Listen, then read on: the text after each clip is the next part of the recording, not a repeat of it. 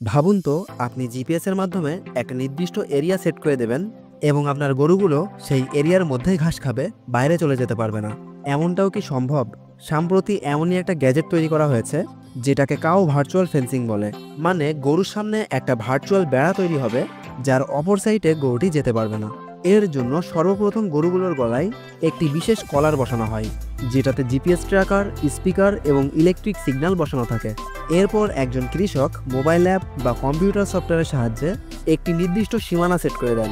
ফলে এই সীমানার কাছাকাছি গরুগুলো আসলেই তাদের কলারের স্পিকারে একটা সতর্কতামূলক অ্যালার্ম বেজে ওঠে যাতে তারা পেছনে সরে যায়।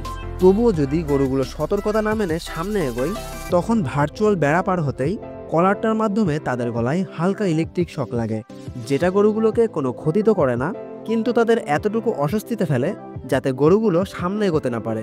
ফলে গরুগুলো কিছুদিনের মধ্যে শিখে যায় যে কোথায় তাদের থামতে হবে, কোথায় অ্যালার্ম বাজলে তাদের দিক পাল্টাতে হবে ইত্যাদি। এই প্রযুক্তি এতটাই কার্যকর যে গরুর সাথে আর কোনো রাখালেরই প্রয়োজন হয় না, ঘরে বসে ভার্চুয়ালি তাদেরকে কন্ট্রোল করা যায়। তাই এটা নরওয়ে, অস্ট্রেলিয়া, ইউরোপ সহ উন্নত খামার ব্যবস্থাপনা করা দেশগুলোতে অনেক বেশি জনপ্রিয় হচ্ছে।